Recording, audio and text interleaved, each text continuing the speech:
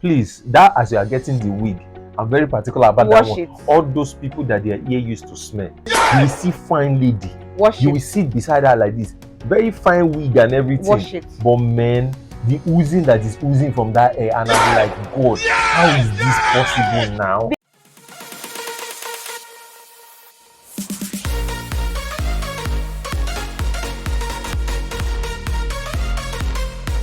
Hello everyone. Trust you all are doing great. Yes, we're fine. My name is Muyiwa. And I'm Oyinkosola. And this is Love and Emotions Hub. Today we are dealing with top romantic secrets that church ladies must not ignore. This means that they must not ignore or neglect all these points that we're going to give. When we started the video, we're saying things like some ladies, you will have a discussion with them and you'll be wondering, is this lady from Kalahari? Just like we mentioned in one of our videos, you know. Yeah. They are thinking faculty. He gets us a bit. He gets us a bit. So ladies, this is a point of call to you, church ladies, spiritual sisters, spiritual ladies. As much as you are praying regularly, as much as you are studying the scriptures, be smart, also be smart, knowledgeable, know what's happening out there, you know.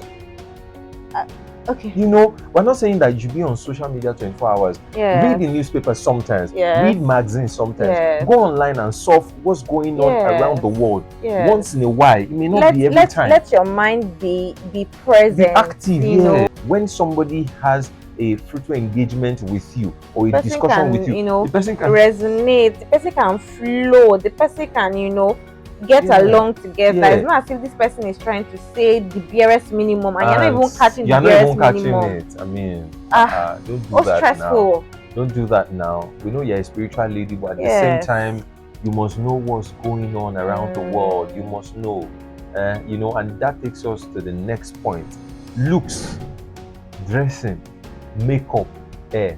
And when we say makeup, we are not saying you should do Ojuju makeup. Yes. No, it's not about Ojuju makeup. Even the barest minimum, or just putting white powder and lip gloss or lip balm, you know, so that it doesn't look like you have suffered all the suffer of life finish. Do you understand? At least barest minimum. Even if you probably have time, you can probably draw brows on special occasions, but don't always be looking like all the suffer of the world is on your head by your looks, right? Don't look. Yes, I know that making hair sometimes can be on the demanding side, especially if you are busy, and also maybe on the cost side, depending on what you're doing. But I tell you, like I was saying earlier today, that you can look peng on a budget. Even if it's just cornrows all back that you are doing, you can do it in such a way that would not be conventional. I mean, like, it's still cornrows, but if you tell them that don't just do straight cornrows, do it this way, you know, do that today, and if it's like after a week or 2 weeks, depending on your hair type, you can loosen it out and probably do one. Do one when you are going to work today. You can pack it as pack it everything together as shuku. Tomorrow you can pack it like more off. Tomorrow you can bring some out as fringe. Do you understand? You need to come and pay her for this explanation. Do you understand? Just be creative about what you are doing. You know, it's very simple. And how much is in gel, be edge control? When you see that the hair is already getting rough, just this front, just do this, baby. I know that many people's baby hair is not baby hair again, and I know that some people, they don't have front hair, but irrespective, you can just play around some things just to look neat, to look nice. And if you have the money, you can use extensions, you can get wigs, and as they are getting the wigs, please, that as you are getting the wig, I'm very particular about that one. All those people that their ear used to smell, you will see fine lady. You will sit beside her like this, very fine wig and everything. But man, the oozing that is oozing from that air, and I'm like, God, how is this possible now? Because the air is black or brown. It didn't mean that when you shouldn't wash it. Because in fact, pity the wig, pity your ear strand, pity your brain. Even if you are not smelling it, for the sake of those people around you, just wash it. Do you know something? This I beg you. For it to be very easy, this is what I usually do. once I'm taking out any hair, so far it has stayed like 2 or 3 weeks on my head. Once I'm taking out any hair, I make sure that I wash it before making another one. And things are very, very easy right now that if you go to a salon and you want to wash and dry your hair and make another style that day, it's very possible. As they're washing it, they're blow drying it for you, and as they're blow drying it for you, they're putting it on another style for you. So you can do everything in a day. It's just a matter of priorities, setting your priorities right. You know, all these things. You might look like, well, I will wash it tomorrow. Don't see. Another thing that could be responsible. How would I be worshiping the Lord? I'm supposed to be perceiving the fragrance of the Almighty, and I'm perceiving. Oh man. You don't know now, but I'm gonna tell you something. You know what I'm saying?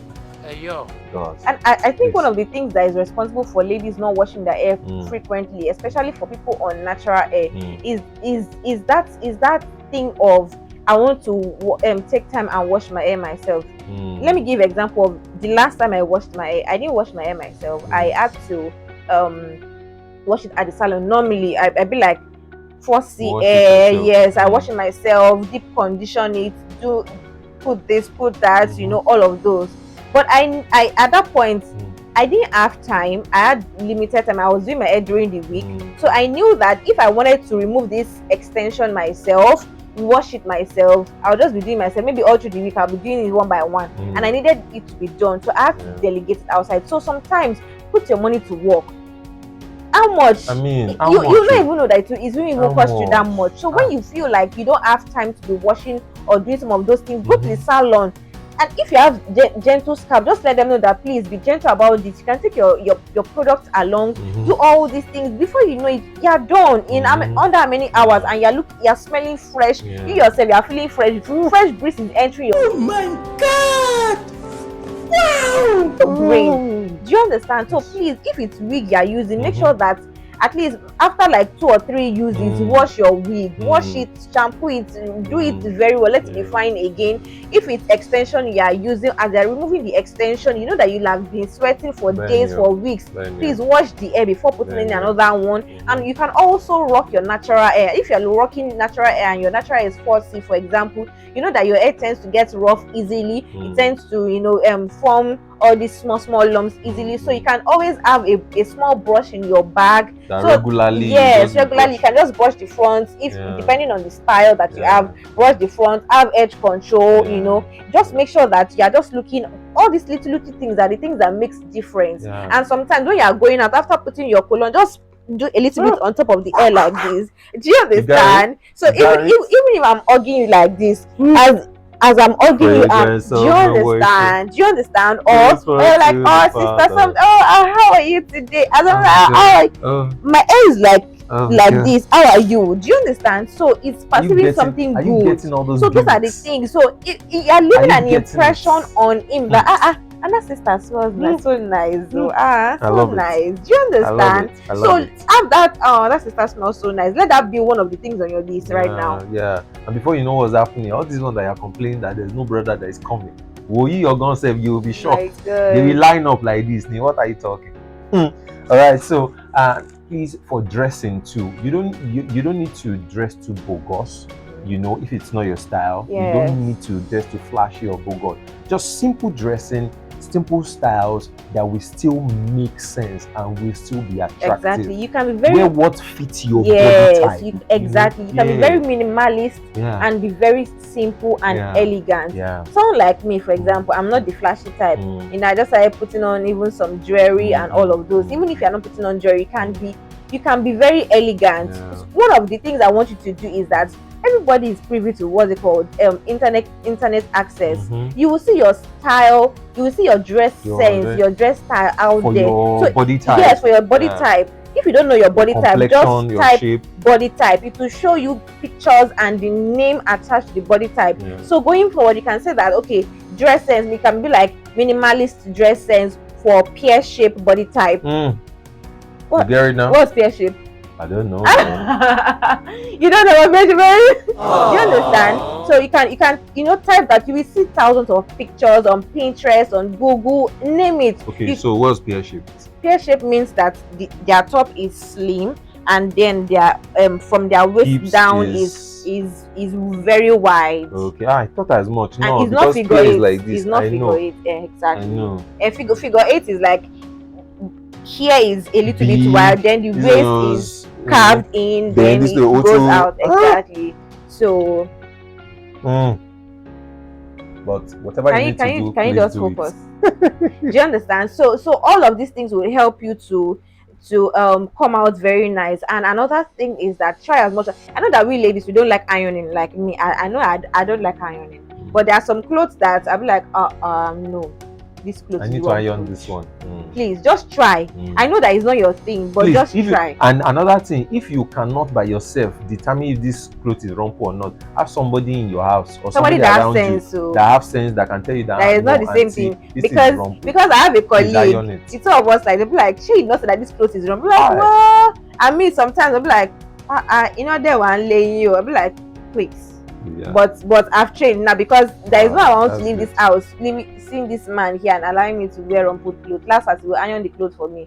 So, and if you can give your clothes out to dry cleaners, they'll dry clean it and iron it for you. So you know that one is out of it already. So what's it called? Outsource your weakness if that is what you really need. But just make sure that it's one of the things on your list right now. Yeah. So we're even taking smell and hygiene. We've taken it already as part of it. So we'll go into the next one that we want to focus on. But at this point, trust that you've been enjoying this video so far. If you have, please click on that like button that is there. Click on it now. Give us a thumb up. Give this video a thumbs up. Like it, share it, and subscribe. Also drop comments in the comment section. Let us know what you feel about this video and if you've been blessed so far. And please don't forget, share it everywhere. Another one is facial attitude and expression. You see, so many people need to pay attention to this, especially ladies. You can be very beautiful, you can be fair, you can be white, you can be black, you can be anything. But your facial expression, the way you carry yourself, your countenance matters a lot. Even if you are fine, even if you are beautiful, now I'm talking to you as a man, even if you are beautiful but your facial expression says otherwise, you can say, oh, when you come closer to me, I'm different, oh, I'm a friendly person. Let us see it from your appearance, because at the end of the day, it is your appearance that is going to determine who approaches you and who does not approach you. Do you understand? I think one of the errors that ladies is to fall into is to not want to appear too available or too friendly, so that just anytime they can will not just be coming and be pestering them. Some people have they've gone through this and then they'll be like, I need to give that straight face. But there is another that says that if you want to close eye for a bad person to pass, good person to every be passed, good person will don't pass. We pass too. So you just need to have a tactics towards addressing addressing the unnecessaries and being available for those that are interested in serious relationships. So if you are smiling and you have a good facial expression, definitely different people will come, but it is what you do with them that matters. Do you understand? Anybody can ask you out. It's not a problem. In fact, it should make you happy self that people are asking you out. Do you understand? Oh, it can be burdensome. Yeah. Wow. Is it not a good burden compared to nobody's asking you out? Do you know that there are sometimes that, especially some guys, once they have your number like this, even if you are telling them no today, tell them no tomorrow, tell them no next after tomorrow, they will still keep calling you until you must you always give them your number. Even if for instance now maybe the person is your church member or something that you'll be seeing every time, you can just say, oh, we can just have an interaction now. Do you understand? And okay, if at all you even end up giving the person your number, you can politely tell the person, sir, that, sir, you've been calling me too much, I don't appreciate it. It's you that you think you have. No. See. Until until you blast someone, that's how we not work. Okay, let me say something. The same you that is saying that because of the sternness of your face, you're using it to sieve guys out. The sternness, the macho face that you are using, the not so smiley face that you are using, you want to use it to sieve out guys. Me, I would prefer, and I would suggest that you allow them come into your space first, or like show that they are available first. Then along the line, it's your number. You can block anybody. If the person is proving to be very stubborn or is not listening to you, block the person. It's not easy. You who has the confidence to do a stern face, block the person. If the person is not answering, as in is not behaving, do you understand? You know, because people, it's your number. Like me, for example, I don't have that strength. Of what? I don't have that strength. When you start blocking people. No, it's not of blocking people. Of you, when you even start disturbing me, oh my god, the thing gets to me. Like, so sometimes I just be like, okay, this is what I have to do right now. But irrespective, what you are saying is that if we say that we want to close our eye for bad person to pass, good people will pass. That's my own point. Irrespective, just have that joyful countenance. And another thing that you can start doing is that even on the spot, say for example you've been having what's it called, a joyful countenance, and on the spot when you meet some people, you know that this one is not serious. Exactly. So on the spot you just cleverly boycott the person, boycott the discussion, and leave the person like, oh sorry, I have to catch up with somebody, and then you don't even need to even listen to the person's response towards you need to catch up. If like person should knock head on the wall or not, you need to catch up. Please go and catch up. So you leave the person alone, and then next time when you keep doing that, especially if the person is probably around you, the person will understand. The person will understand, and then just move forward. Exactly. So instead of saying because of you don't like people bugging you, that's the excuse you have to not, sorry. And I'm saying it for your good, really, because I have a lot of ladies around me that are single ladies that are having that complaint that nobody is coming. Do you understand? That's why I'm, It's your family. Yes, now because it's a serious matter. You guys know that on the normal day, I will not Who's going to marry you with your family? God, who is going to marry you? Yes, next point. You have married me, you said, The next one is personal goals. As a lady, we know that relationship and marriage is important, but that is not all about life. It's not because you are into relationship and marriage, that's everything that you are thinking of in your life. What are your own personal goals? Do you know that guys love it when they see a lady who has passion for something else, who has a job, who has a career, who has a ministry, has something she's doing? Do you understand? It's not somebody that is all dependent on somebody. Do you understand? You have things that are going on for you. Even during discussions, we have different things to talk about. At that point, we say, how was your work today? Oh, how was business? Or, something like that. It makes interaction very interesting. But not that, we're just looking at the face of God, or something like that. No. As a lady, as a spiritual lady, as a church lady that you are, you should have your own personal goals. Do you know the error of not having your personal goals and values in life? It makes you like a blank board. Wherever you live, exactly. Then you get married to your husband as a blank board, because he sees you as a blank board. He wants to impress, or he wants to write what he feels should be your life purpose, writes on it, and you might probably start on that note, but along the line you now start discovering your life purpose or life goal, which might be different from what his own that has impressed on it, and then you now want to switch up on it. And those are the issues that we usually get in from our clients during counseling, that they say that now I find out that I want to venture into business, but now my husband is not agreeing. He's thinking that I'm rebellious or something. Do you understand? Because he didn't see a businesswoman when he was getting married to you in the first place. He saw somebody that was just readily available for the family. He didn't see a businessman that will be traveling all around the world and leaving the kids behind. He didn't see a businesswoman that will probably not be available to make homemade meals for him, or to make sure that food is always ready for him and the children. He didn't see that. So now, after how many years in marriage, you're saying that you want to become a businesswoman with all of these requirements. How do you want me to cope with it? How do you want me to feature into all of this? And these are the things that happens and create cracks in marriages, and if not properly handled, some ones can even find their separate ways from there. So please find yourself right now before you even join to any person, that whatsoever person is coming to be joined with you as an idea, if not totality, if not totally, but as an idea of your destination and where you are going, and it can always get bigger, but at least as an iota of where you are going, and it's not just like this lady is just a blank lady. There, and she has no direction wherever I take her. We know that in marriage, wherever your husband is going, you support and all that, but when you have your own, you have your own vision and plan too, you juxtapose it together, and that's even one of the things that you discuss during relationship.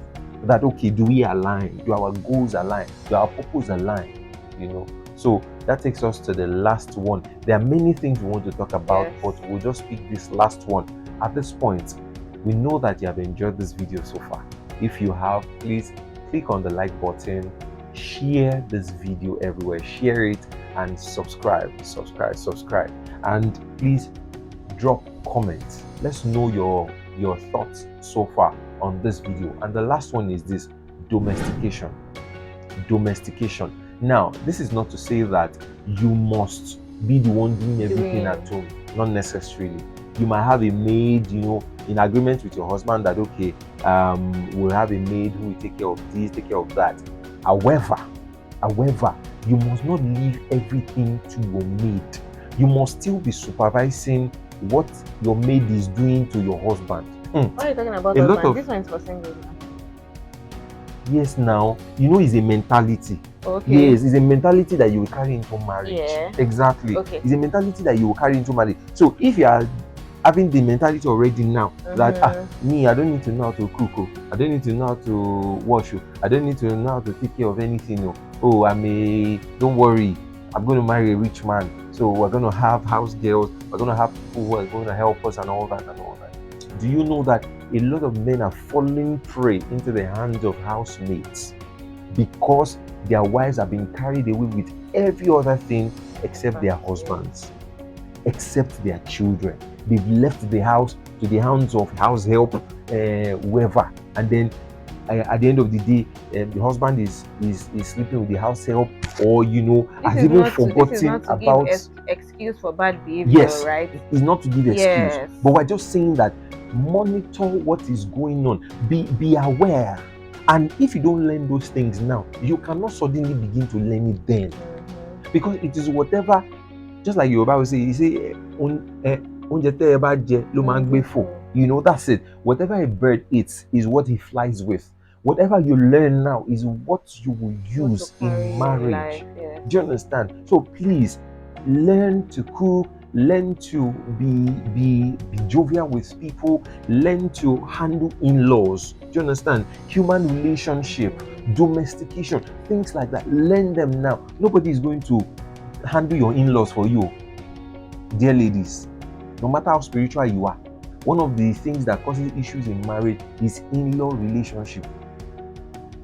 Please pay attention to these things. Domestication, know how to wash, know how to cook, all those things. You can say that it's not a woman's job to cook. Do you know that God already had implicated you as a woman by giving you 2 breasts, food for your baby? God had already implicated you as to tell you that you are the one that have entrusted with feeding these children. Well, if we talk about feeding, nobody is saying that the food should come out of your sweat, because things are changing right now. You can always delegate, like I always say that outsource your weakness.